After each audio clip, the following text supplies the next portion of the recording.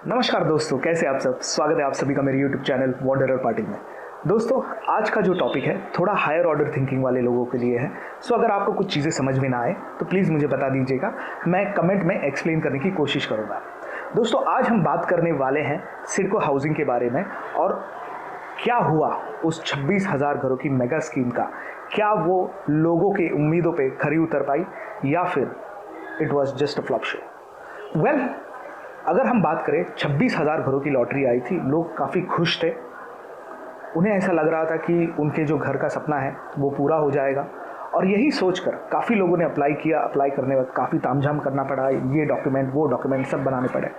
काफ़ी वक्त तक तो इसे एक्सटेंशन दिया गया, लेकिन जब बात आई प्राइसिंग की तो लोग शॉक रह गए। अब इसके दो एंगल हैं और ये भी हम समझेंगे। देखिए, एक तबका ऐसा था जिसे लग रहा था कि ये प्राइसिंग ठीक ठाक है। ये कौन सा तबका है? ये है वाइट कॉलर वाला तबका। ऐसा तबका जिनकी इनकम अच्छी है, जो अच्छी खासी जॉब पर है, अच्छा खासा उनका बिजनेस है, जो मेट्रो सिटीज़ में रहते हैं और उन्हें पता है कि उनके यहाँ पर घरों की कीमतें क्या हैं। जैसे मुंबई जैसे शहर में 1 BHK 1 से 1.5 करोड़ में आ जाता है, अच्छी लोकेशन में 1.5 करोड़ तक चले जाता है। 2 BHK उससे भी काफ़ी महंगा है।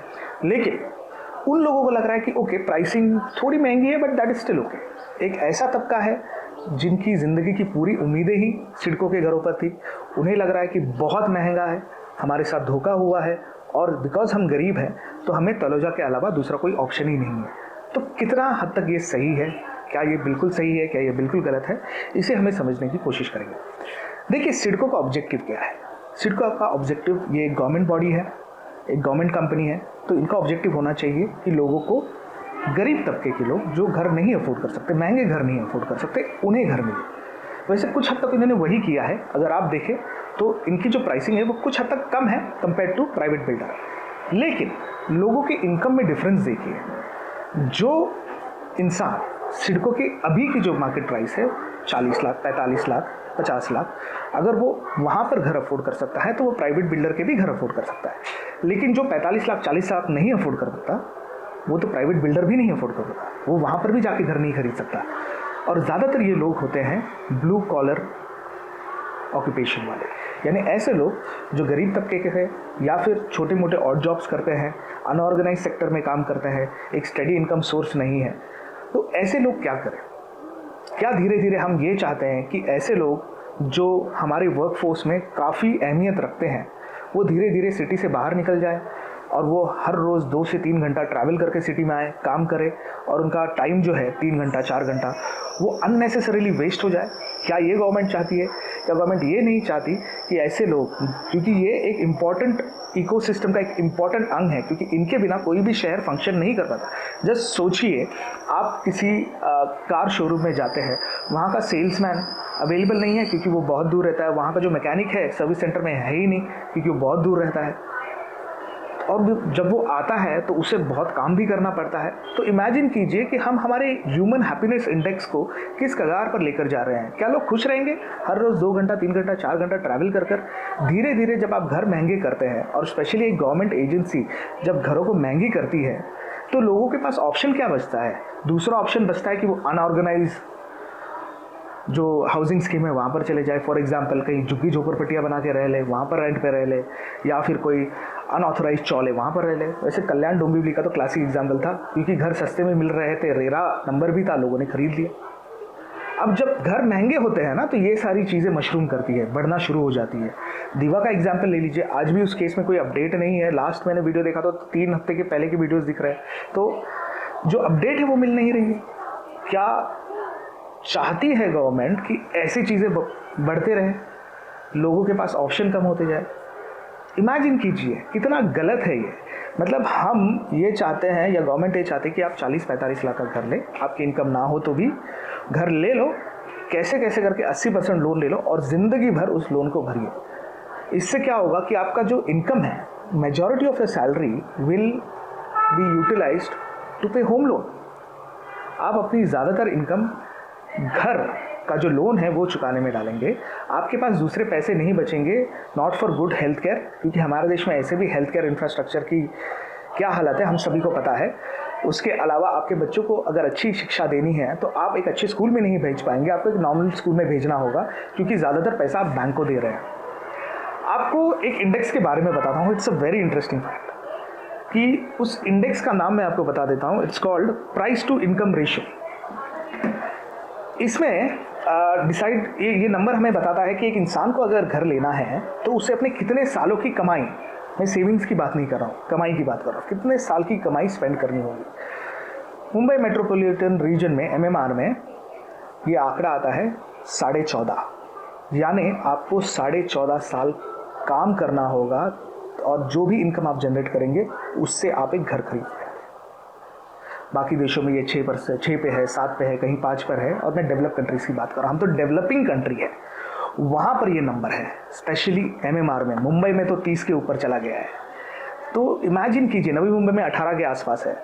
अगर घर इतने महंगे होते जाएंगे, लोगों को अगर अपनी 20 साल की इनकम खर्च करनी पड़ेगी एक घर लेने के लिए, तो उसके पास परचेजिंग कैपेसिटी बचेगी ही कहाँ पर?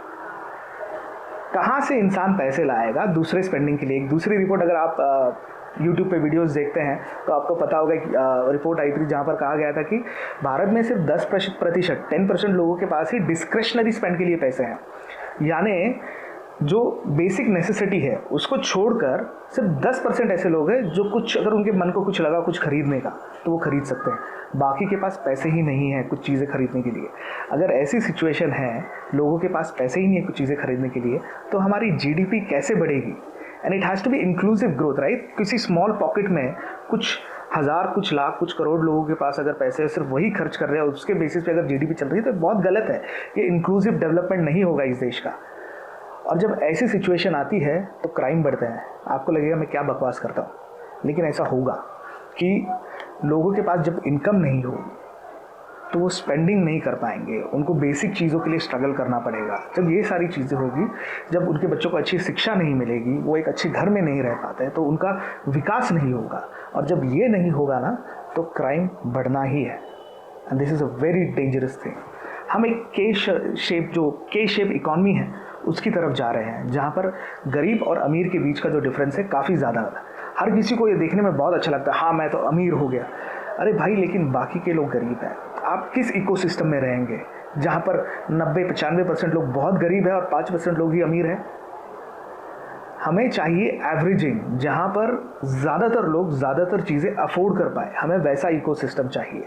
अगर एक इंसान अपनी कमाई के 18-20 साल की जमा पूंजी घर लेने में खरीद रहा है, तो पैसा आएगा कहाँ से लोगों के पास खर्च करने के लिए? How will they develop, how will they grow? Only the banks will make money through interest. Compounding अगर किसी को समझ में आता है, जो मेरे दर्शक हायर ऑर्डर थिंकिंग के लोग हैं, देखिए कंपाउंडिंग इंटरेस्ट होता है, चक्रवर्ती ब्याज जिसे कहते हैं, वो आपके अगेंस्ट काम करता है जब आप होम लोन लेते हैं, लेकिन जब आप इन्वेस्ट करते हैं तो आपके हित में काम करता है। तो ज़्यादातर लोग तो होम लोन के चक्कर में अटके हुए हैं, तो वो तो भरते रहते हैं, घरों की कीमतें बढ़ रही है।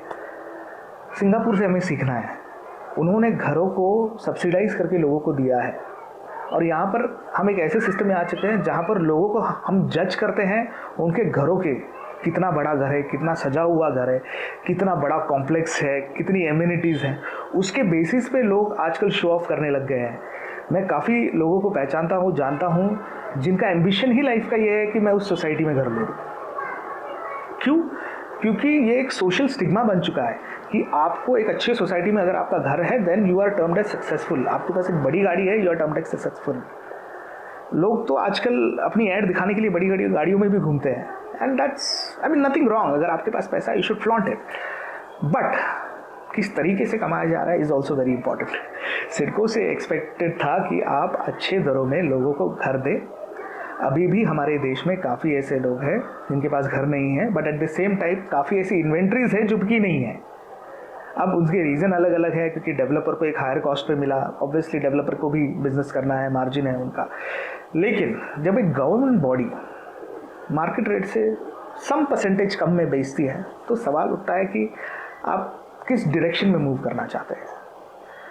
मुझे काफ़ी दर्शकों के मैसेज आते हैं, वहाँ पर एक तो इंटरेस्टिंग फैक्ट ये आया था कि 322 का कारपेट था। अगर आपको याद है, आपने मेरे प्रीवियस व्लॉग्स देखे होंगे, 322 का कारपेट देने का वादा किया था, लेकिन अब जो लेटर आ रहा है वहाँ पर लिखा जा रहा है 292 का कारपेट।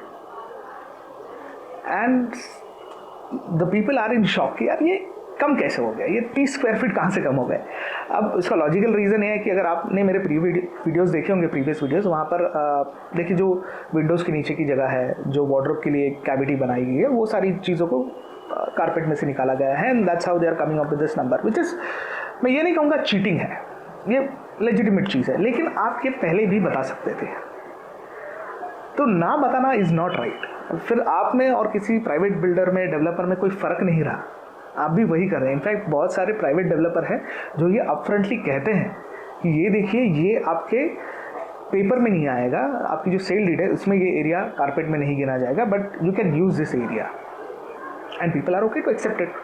लेकिन आप पहले कहते हैं 322 and then you are reducing it. दूसरा, बहुत सारे लोग हैं जिन्हें EMD का पैसा, यानी अर्नेस्ट का जो पैसा उन्होंने दिया था as an expression of interest, वो पैसा रिफंड नहीं हुआ है, दे आर वेटिंग। काफ़ी बड़ा अमाउंट है। तो ये तो बिल्कुल गलत है कि अगर किसी ने लाख रुपए, 1.25 लाख रुपए, सॉरी लाख, 1.5 और 2, किसी ने अगर ये अमाउंट दिया है, 1 महीने की जो टाइमलाइन थी वो ख़त्म हो चुकी है, तो प्लीज़ उनके पैसे रिफ़ंड कर दीजिए, क्योंकि उस पैसे को यूज़ करके वो कुछ और जगह पर डाल के इन्वेस्ट करके या फिर कोई और घर ले लेंगे। तो ये तो सारी बहुत शॉकिंग चीज़ें हैं। I think CIDCO needs to understand कि आपका ऑब्जेक्टिव एकमेव है। आपकी अगली लॉटरी जो आएगी, प्लीज़ उसे केयरफुली कंसिडर कीजिए। आप जो कहते हैं ना कि मार्केट रेट से लोअर में है, वो सही है, लेकिन आपका ऑब्जेक्टिव मार्केट रेट से लोअर में नहीं देना। मार्केट रेट से लोअर 2% भी होता है, 5% भी होता है, 10% भी होता है, 20% भी होता है। तो कम से कम 30% तो मार्जिन रखिए कि अगर कोई फ्लैट 50 लाख में बिक रहा है तो आप 35 लाख में बेचिए। तो लोगों के पास वो कॉन्फिडेंस आएगा, वो होप आएगा कि yes, the country is progressing and we are equal party to it. Otherwise the progress is only limited to some people and not all. बहुत लोगों को ये सुन के ऐसा लग रहा होगा कि हाँ, ये मैं काफ़ी हाइपोथेटिकल बातें कर रहा हूँ, लेकिन थोड़ा सोचिए इसके बारे में कि अगर आपके घर में कोई मेड आ रही है और उस मेड के पास घर ही ना हो रहने के लिए, तो शायद आपको खुद को वो काम करना होगा। और अगर वो आ भी रही है तो वो सिर्फ हैंड टू माउथ जी रही है, there is no progress for them. तो उनकी लाइफ भी आगे बढ़नी चाहिए।